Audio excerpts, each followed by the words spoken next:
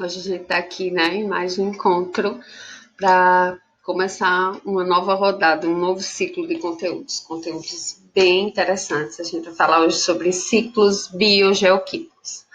Para falar um pouquinho sobre ciclos biogeoquímicos, a gente precisa entender como esses ciclos acontecem na natureza, tá? Tem uma frase que resume isso de uma forma muito única, né? Então, os ciclos globais. Por que ciclos globais? Porque os ciclos biogeoquímicos, eles acontecem no mundo inteiro, no planeta inteiro, né? E eles estão completamente interligados. Então, uma coisa que a gente precisa ter muito claro quando a gente está vendo ecologia, biologia, é que um desequilíbrio que vai acontecer lá no Oceano Pacífico, mesmo que demore muito tempo, ele vai chegar até onde a gente está, né? Eu quebro o ciclo da água num determinado ponto e isso vai ter uma intervenção lá na frente, né? Vai tirar uma sequência, vai quebrar um sequencial de eventos que levaria, por exemplo, essa água, para falar de água, para outro lugar. Então, os ciclos, eles são globais, eles são completamente interligados, tá?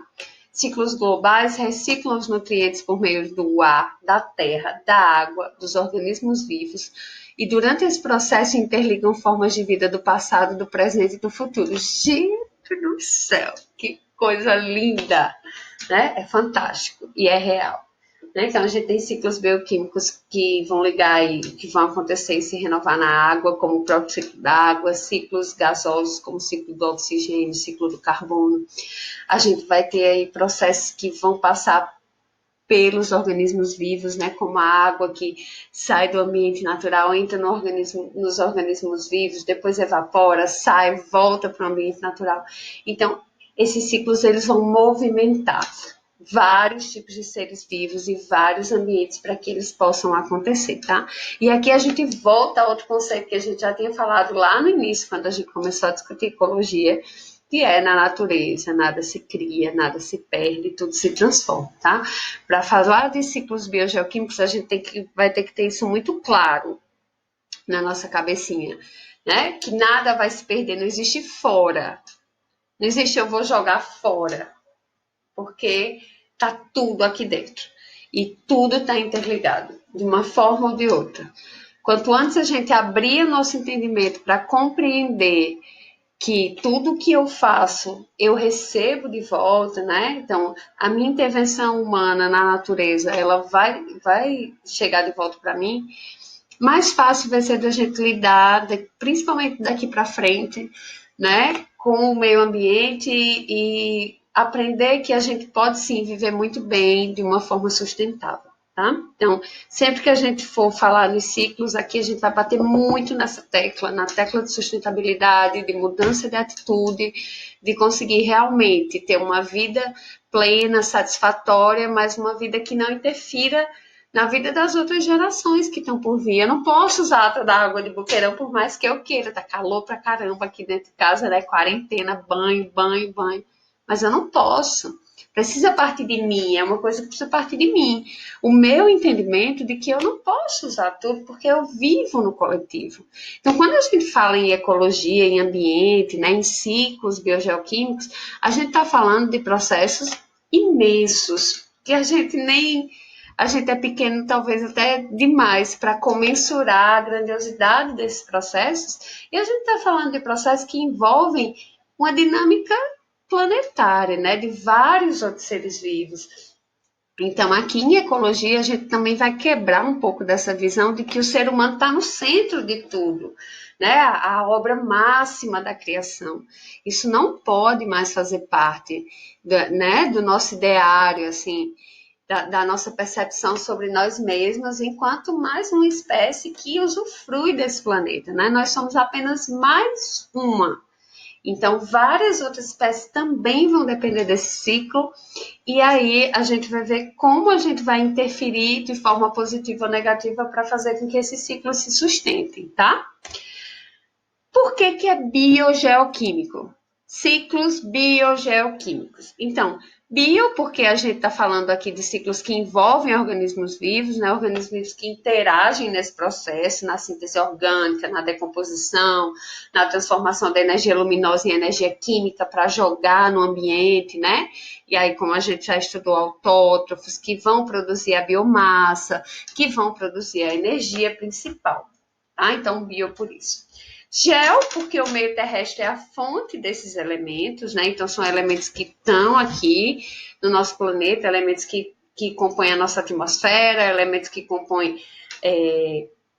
a hidrosfera, o solo, né? A nossa litosfera, tá? E químicos, porque são ciclos de elementos químicos. A gente vai falar aqui do ciclo do carbono, ciclo do nitrogênio, ciclo do oxigênio, que são todos elementos que transitam, né, a partir de várias formas dentro do meio, dentro dos ecossistemas, dentro do meio natural, do ambiente natural, tá bom? E aí a gente vai falar do ciclo hidrológico, que é o ciclo da água. A gente começa hoje com o ciclo hidrológico, mas a gente tem os ciclos gasosos, como eu falei, carbono, nitrogênio e oxigênio, e a gente tem ciclos sedimentares, que a gente vai se ater principalmente ao ciclo do fósforo e ao ciclo do enxofre, tá bom? Então, ciclo hidrológico. O que é o ciclo hidrológico? Ciclo da água, né? A gente já vinha falando, esse nome ciclo, ele está bem presente quando a gente está falando em ecologia. Já perceberam isso? Que a gente já tocou várias vezes nesse nome, né? Nessa tecla ciclo, ciclo. Então, o ciclo hidrológico é o ciclo pelo qual a água ela vai ser coletada, purificada, distribuída, reciclada, e aí vai transitar entre um ambiente e outro.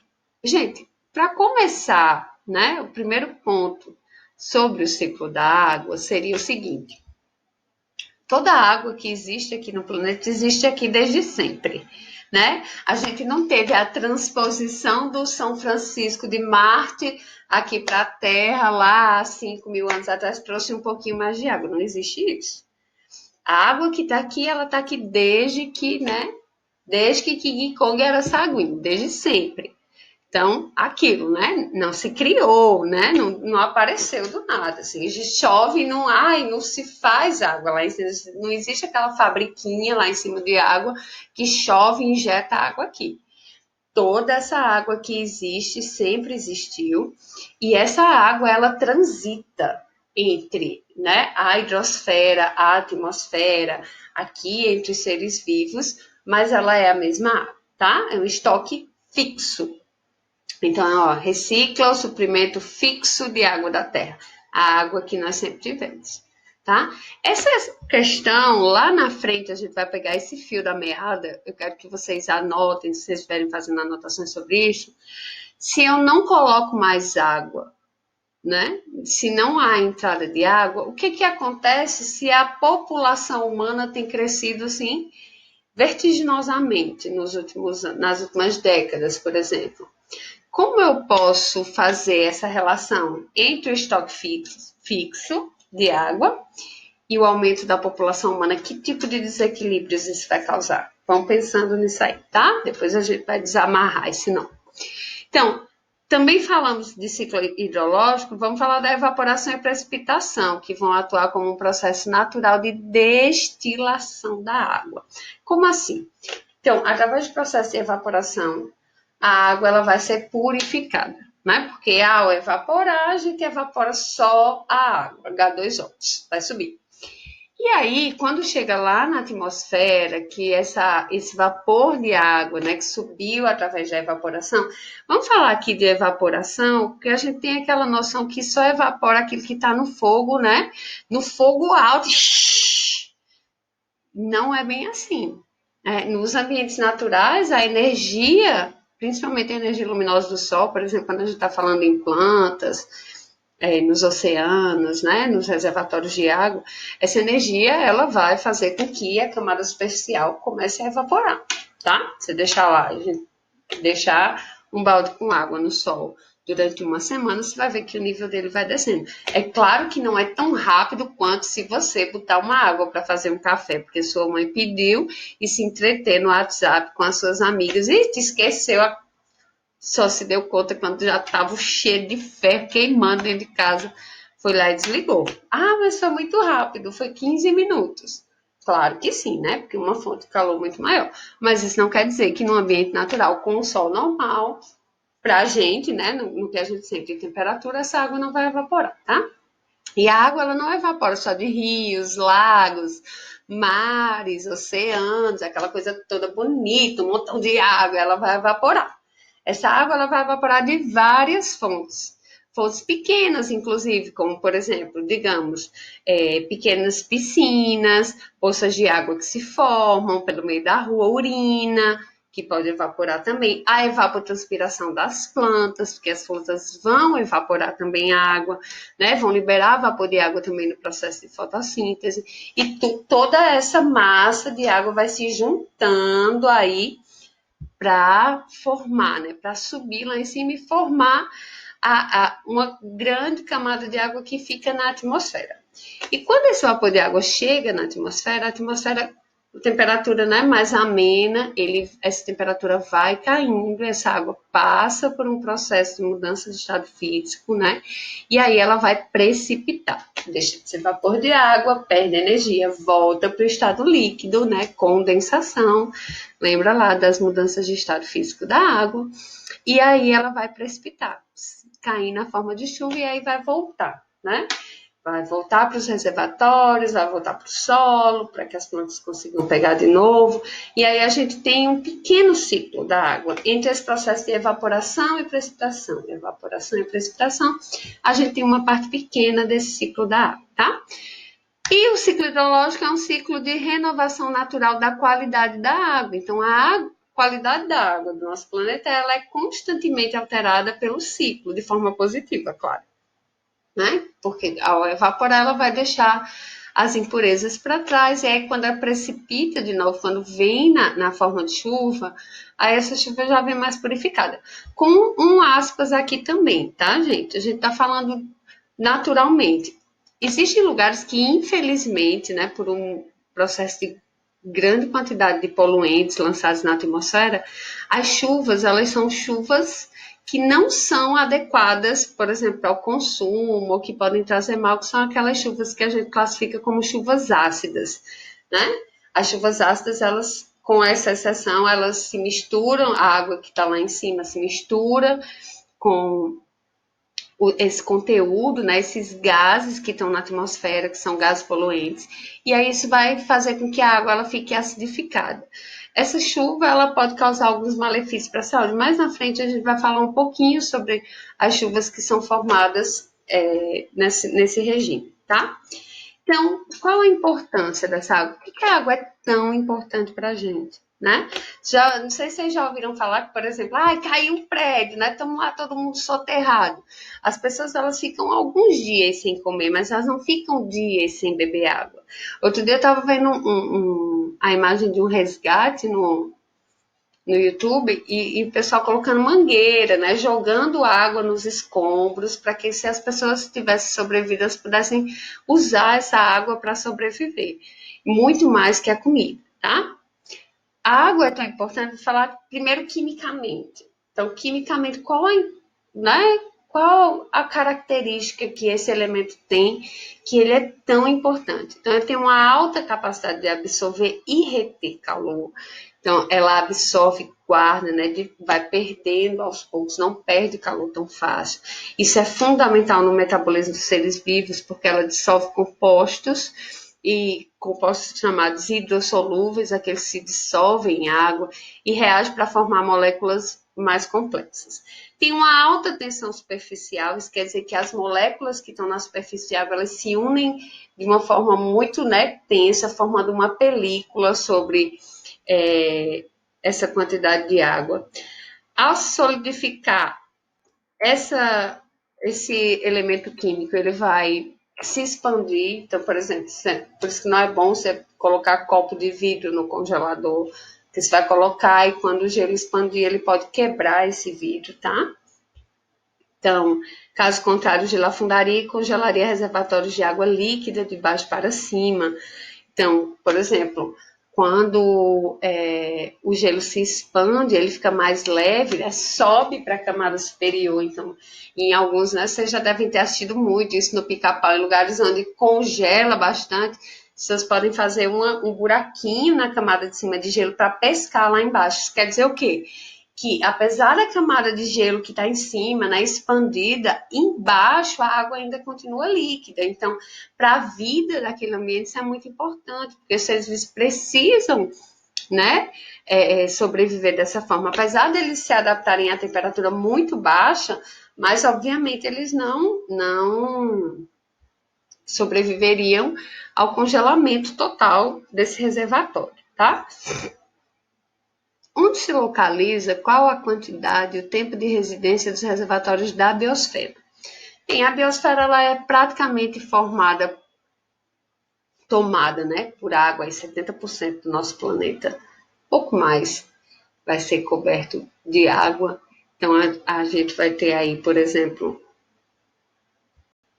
as águas que estão nos oceanos, que representam 97% do total, e vão compor a nossa hidrosfera junto com outros reservatórios, claro, mas assim, imagina que no planeta inteiro, né, mais 70% desse planeta é coberto por água. Gente, o oceano é um mundo que a gente de verdade subestima e não conhece. Né? O oceano é quase outro planeta, assim, né? Outra dinâmica, é perfeito. A gente vai também tirar um aspas para que depois a gente volte um pouquinho para discutir a importância dos oceanos, dos ciclos que acontecem no oceano, da vida que tem no oceano, para a gente que está aqui no continente, que não faz nem ideia, né, do quão importante essa dinâmica é, tá?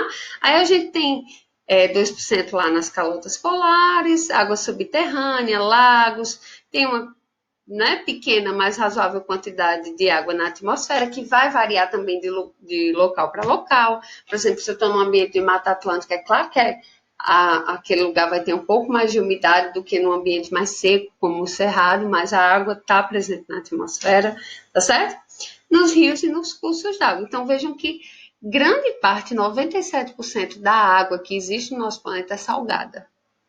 E a gente não processa essa água, né? A gente não poderia usar essa água nas nossas necessidades metabólicas. A gente precisa usar uma água doce. A água levemente salgada, a gente já sente, né? Que é a água que a gente chama de água salobra. De vez em quando a cajepa dá uma acertada, assim, ela tá com um gostinho pior, mas geralmente essa quantidade de sais ela é controlada, tá?